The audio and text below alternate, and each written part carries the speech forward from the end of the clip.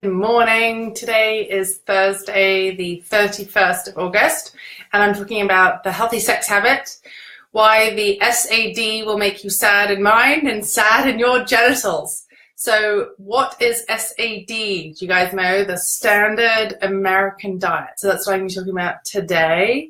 Morning, Demos. So the SAD, the Standard American Diet, which is high in added fats, it's high in sugars, and also fake sugars, right? Sugars that end in OSE, all of those hydrogenated fats. And people who eat SAD diets tend to have sad genitals and sad minds. What do I mean by that?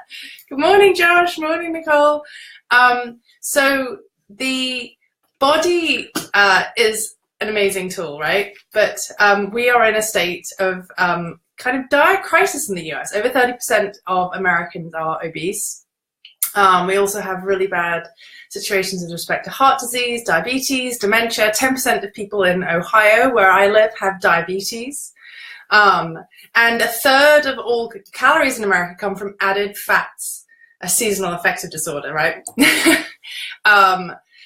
Third of all calories in America come from added fats and sweeteners, and only about 8% of our calories come from fruits and vegetables. So this is a massive issue that we are dealing with right now in the US, particularly with hydrogenated fats, which are fats that have hydrogen added to them so that they stay solid at room temperature. So, you know, margarines and all of those things that have fats added to them to become solid at room temperature.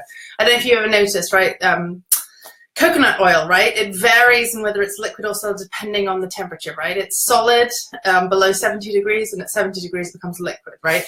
When you add hydrogen to fats, it will stay solid even at room temperature, right? So that's what we do with hydrogenated fats. And one of the problems with hydrogenated fats is that the body doesn't metabolize them well or lay them down as fat, which is what we tend to do. We either burn the fat and use it, or we lay it down, right, and we get fat, right?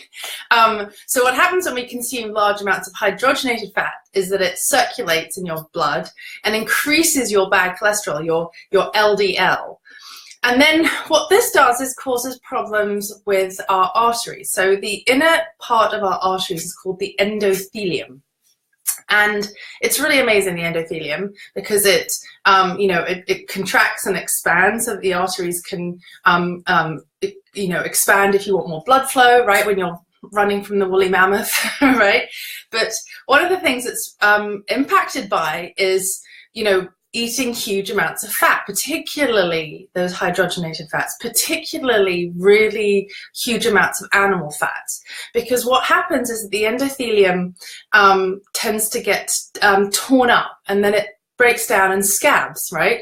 And if you scab on the outside of your body, right, there's space. The scab can take up space. But inside your artery, when it scabs up, what it'll end up doing is blocking your artery, right? So that becomes an issue long term. The other problem with the endothelium, well, not the problem, but the upside of the endothelium and the problem with eating a standard American diet is that the endothelium produces nitric oxide. And nitric oxide allows your arteries to expand and to increase blood flow, right? So this is where we get onto the genital bit, right? What things do we need to be able to expand? Well, men, you should all be able to answer that one really quickly. Penises, right?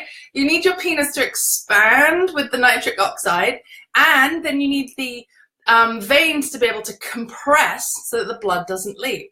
That does not happen. That does not happen if you eat a shitty diet. So one of the early detectors of eating a bad diet, particularly if you have any markers for CHD, is whether or not you can get a hard-on, right? That's a massive issue. If you've managed to get rid of psychological or other sort of massive physical issues, one of the big markers is look at your diet, look at what you're consuming.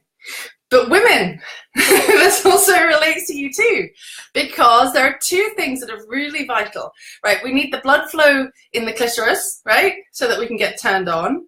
And it's actually been shown that women who have who exercise a lot also tend to have better blood flow there, right? But you need the blood flow in your clitoris. You also need the lube in your vagina, and that's partly made from the plasma in blood, right? So what you eat will affect how good your sex life is, right? And then the other thing that relates to this is that, which is what I talked about with the bit with whether or not you feel good, right? Is the serotonin. Morning, Mark. Serotonin. Most of our serotonin, and you guys have probably heard of serotonin. It's like one of the feel-good hormones, right? And medications like Prozac, which are SSRIs, selective serotonin reuptake inhibitors, stop your brain from reabsorbing the serotonin so that your brain has more serotonin in it so you feel better. But actually, the majority of the serotonin in the human body is found in the gut. It's found in the gut.